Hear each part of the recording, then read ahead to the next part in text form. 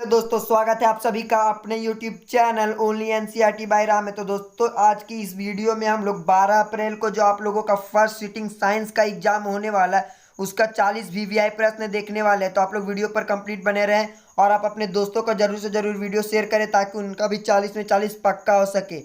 चलिए बढ़ते हैं प्रश्न की ओर। वेग का एसआई मात्रक होता है दोस्तों, वेग का एसआई मात्रक मीटर प्रति सेकेंड होता है, मीटर प्रति सेकेंड। इकाई समय में निश्चित दिशा में तय की गई दूरी को कहते हैं दोस्तों, तो वेग कहते हैं, वेग। ऑप्शन नंबर 2 बिल्कुल यहाँ सही हो जाएगा।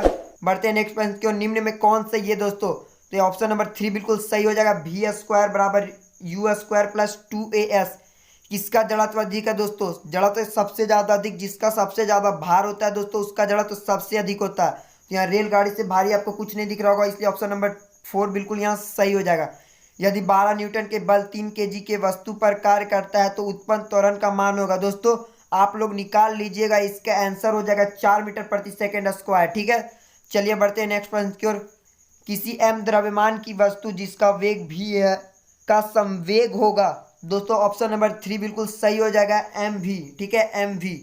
चलिए बढ़ते हैं नेक्स्ट प्रश्न की ओर। जिस बल के कारण दो वस्तु एक दूसरे को अपनी ओर आकर्षित करते हैं उसे कहते हैं दोस्तों, उसे कहते हैं गुरुत्वाकर्षण बल, गुरुत्वाकर्षण बल कहते हैं दोस्तों। यहाँ पर ऑप्शन नंबर 3 बिल्कुल सही हो जाएगा। चलिए बढ़ते हैं नेक्स्ट प्रश्न की ओर। 98 न्यूटन के भार के पिंड का द्रव्यमान होगा दोस्तों, तो यहाँ पर ऑप्शन नंबर 3 बिल्कुल सही हो जाएगा, 10 केजी हो जाएगा, 10 केजी, 10 केजी। चलिए बढ़ते हैं नेक्स्ट प्रश्न की ओर। अंतरिक्ष में 60 केजी द्रव्यमान वाला व्यक्ति का भार होगा, तो दोस्तों शून्य होगा, शून्य, शून्य हो जाएगा। दोस्तों आप अगर हमारे चैनल पर पहली बार है तो वीडियो को लाइक कर चैनल को जरूर से जरूर सब्सक्राइब कर लीजिए, क्योंकि इस प्रकार के वीडियो यहाँ पर अपलोड किए जाते हैं। चलिए बढ़ते हैं नेक्स्ट प्रश्न की ओर। किसी वस्तु का वेग दुगना कर दिया जाए तो इसका गतिज कितना हो जाएगा? तो दोस्तों 4 गुना हो जाएगा। यहाँ पर ऑप्शन नंबर 3 बिल्कुल सही हो जाएगा, यहाँ पर ऑप्शन नंबर 3। चलिए बढ़ते हैं नेक्स्ट प्रश्न की ओर। h ऊंचाई पर स्थित m द्रव्यमान वाला वस्तु की स्थितिज ऊर्जा है, तो दोस्तों यहाँ पर ऑप्शन नंबर 1 बिल्कुल सही हो जाएगा, mgh, mgh। चलिए बढ़ते हैं नेक्स्ट प्रश्न की ओर। ध्वनि तरंग होती है दोस्तों, क्या चीज होती है? अनुप्रस्थ तरंग होती है, ध्वनि तरंग होती है अनुप्रस्थ तरंग। यहाँ पर ऑप्शन नंबर 1 बिल्कुल सही हो जाएगा।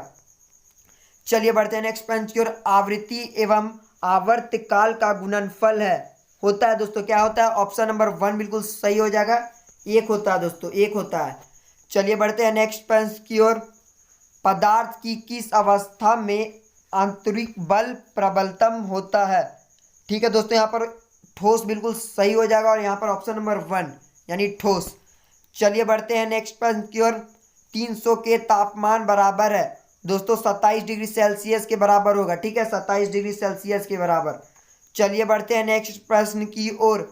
गर्म करने पर गैस का आयतन होगा दोस्तों, यहाँ पे आपको बताना है घटेगा बढ़ेगा। ठीक है, तो इसका ऑप्शन नंबर 2 बिल्कुल सही हो जाएगा, बढ़ता है दोस्तों, बढ़ता है। क्या होता है? बढ़ता है। निम्नलिखित में कौन अर्धवापतित पदार्थ है दोस्तों? यहाँ पर कपूर एक अर्धवापतित पदार्थ है दोस्तों, यहाँ पर ऑप्शन नंबर 2 बिल्कुल सही हो जाएगा। चलिए बढ़ते हैं नेक्स्ट प्रश्न की ओर। निम्नलिखित में कौन विलयन है दोस्तों? कौन विलयन है? यहाँ पर लवण विलयन, लवण विलयन बिल्कुल सही हो जाएगा, लवण विलयन। चलिए बढ़ते हैं नेक्स्ट प्रश्न की ओर। निम्न में कौन सा यौगिक है दोस्तों? यहाँ पर कौन सा हो जाएगा? जल हो जाएगा, एकदम बिल्कुल सही, 4 नंबर यहाँ पर सही हो जाएगा। पोटेशियम का संकेत क्या होता है दोस्तों? तो आप लोगों को लग रहा होगा कि पी से यानी पोटेशियम तो पी हो जाएगा, लेकिन यहाँ पर बिल्कुल गलत है, के हो जाएगा दोस्तों, के हो जाएगा। चलिए बढ़ते हैं नेक्स्ट प्रश्न की ओर। किसी तत्व की परमाणु में 18 न्यूट्रॉन एवं 17 प्रोटॉन है, तत्व की परमाणु द्रव्यमान होगा दोस्तों। जब भी परमाणु द्रव्यमान की बात हो तो न्यूट्रॉन और प्रोटॉन दोनों को जोड़ दीजिएगा आप लोग, तो जितना आएगा उसी का परमाणु द्रव्य उतना होगा। तो अगर आप 18 और 17 को जोड़ते हैं तो दोस्तों यहाँ पर बिल्कुल 35 आ जाएगा, यहाँ पर ऑप्शन नंबर 1 बिल्कुल करेक्ट हो जाएगा। चलिए बढ़ते हैं नेक्स्ट प्रश्न की ओर। क्लोरीन का परमाणु क्रमांक है दोस्तों, तो क्लोरीन का परमाणु क्रमांक 17 दोस्तों, 17। ठीक है, चलिए बढ़ते हैं नेक्स्ट प्रश्न की ओर।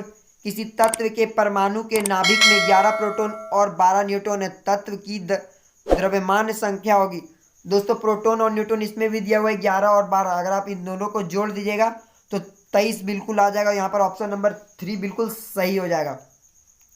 चलिए बढ़ते हैं नेक्स्ट प्रश्न की ओर। ऑक्सीजन का सही इलेक्ट्रॉनिक विन्यास निम्न में से कौन है? तो दोस्तों यहाँ पर ऑप्शन नंबर 2 बिल्कुल सही हो जाएगा, 2/2,6। ठीक है, 2,6। ऑप्शन नंबर 1 बिल्कुल सही हो जाएगा। ऑप्शन नंबर 2 मतलब, ठीक है। चलिए बढ़ते हैं नेक्स्ट प्रश्न की ओर। प्रतीक 12 सी से कार्बन की द्रव्यमान संख्या होगी। दोस्तों यहाँ पर 12 बिल्कुल सही हो जाएगा, यानी कि ऑप्शन नंबर 2, ठीक है, ऑप्शन नंबर 2 बिल्कुल सही हो जाएगा। चलिए बढ़ते हैं नेक्स्ट प्रश्न की ओर। ताराकायक पाया जाता है दोस्तों, किस में पाया जाता है? कोशिका द्रव्य में पाया जाता है, ठीक है, ऑप्शन नंबर 1 बिल्कुल सही हो जाएगा। चलिए बढ़ते हैं नेक्स्ट प्रश्न की ओर। आत्महत्या का थैली कहा जाता है दोस्तों, किसको कहा जाता है? लाइसोसोम को कहा जाता है, लाइसोसोम को कहा जाता है। जीवन की मौलिक इकाई है दोस्तों को कोशिका जीवन की मौलिक इकाई है। आप लोगों का ये पहला चैप्टर में है और आप लोगों ने इसे जरूर से जरूर पढ़ लीजिएगा। इससे 5 नंबर का क्वेश्चन कम से कम तो आप लोगों का एग्जाम में जरूर देखने को मिलने वाला है। दोस्तों इसमें पूछ रहा रक्त एक उत्तक है, तो दोस्तों रक्त एक संयोजी उत्तक है, तरल संयोजी उत्तक यानी संयोजी, यहाँ पे बिल्कुल सही हो जाएगा। सरल अस्थाई उत्तक है दोस्तों यहाँ पर ऑप्शन नंबर 2 बिल्कुल सही हो जाएगा, स्थूलिन उत्तक, ठीक है। चलिए बढ़ते हैं नेक्स्ट प्रश्न की ओर। शरीर की बाहरी और भीतरी रक्षा आवरण बनते हैं दोस्तों, किससे बने होते हैं? एपिथेलियम उत्तक से बिल्कुल बने होते हैं। यहाँ पर ऑप्शन नंबर 3 बिल्कुल सही हो जाएगा। मेढक है दोस्तों, उभयचर है दोस्तों, मेढक क्या? उभयचर, मेढक एक उभयचर है। चलिए बढ़ते हैं नेक्स्ट प्रश्न की ओर। बुकलंग पाया जाता है, कहाँ पाया जाता है दोस्तों? ऑप्शन नंबर 1 बिल्कुल सही हो जाएगा, बिच्छू में पाया जाता है, ठीक है, बिच्छू में। यहाँ पर ऑप्शन नंबर 1 बिल्कुल सही हो जाएगा। चलिए बढ़ते हैं नेक्स्ट प्रश्न की ओर। अनीमिया नामक बीमारी किस पोषक तत्व की कमी से होता है? तो अनीमिया दोस्तों आप लोगों को घर में बोला जाता होगा कि आयरन की कमी से होता है अनीमिया। आप लोग याद कर लीजिए, अनीमिया नामक बीमारी किस पोषक तत्व की कमी से होता है? तो आयरन की कमी से होता है, आयरन की कमी से। मलेरिया किस सूक्ष्म जीव द्वारा उत्पन्न किया जाता है? तो प्लाज्मोडियम द्वारा उत्पन्न किया जाता है। यहाँ पर ऑप्शन नंबर 1 बिल्कुल सही हो जाएगा। घेंगा रोग के इलाज में किसके समस्थानिकों का उपयोग होता है दोस्तों? आयोडीन नमक। आप लोगों ने इसका प्रचार भी देखा होगा, आयोडीन नमक खाइए तो घेंगा रोग आप लोगों को नहीं होगा। कौन प्राकृतिक संपदा नहीं है? तो दोस्तों प्राकृतिक पूछा, यानी जो प्रकृति से उत्पन्न हुआ, जैसे पेड़ हो गया, आप लोगों का पहाड़ हो गया, जल हो गया, इसमें बिल्कुल यहाँ पर ऑप्शन नंबर खेत 1 मतलब सही हो जाएगा, खेत, ठीक है। चलिए बढ़ते हैं नेक्स्ट प्रश्न की ओर। ओजोन गैस पाई जाती है दोस्तों, ओजोन गैस यहाँ पर समतापमंडल में पाई जाती है। यहाँ पर ऑप्शन नंबर 3 बिल्कुल सही हो जाएगा। चलिए बढ़ते हैं नेक्स्ट प्रश्न की ओर। दूध के उत्पादन में क्रांतिकारी वृद्धि को कहते हैं दोस्तों, क्या कहते हैं? तो श्वेत क्रांति कहते हैं। दूध के उत्पादन में क्रांतिकारी वृद्धि को कहते हैं दोस्तों, तो यहाँ पर ऑप्शन नंबर 3 बिल्कुल सही हो जाएगा, श्वेत क्रांति कहते हैं, श्वेत क्रांति। देखिए दूध का रंग सफ़ेद होता है और सफ़ेद को श्वेत भी बोलते हैं। तो आज की इस वीडियो में हम लोगों ने 40 वीवीआई प्रश्न देख लिया है, और आप अपने दोस्तों को जरूर शेयर कर दीजिए ताकि उनका भी 40 में 40 जरूर से जरूर पक्का हो जाए।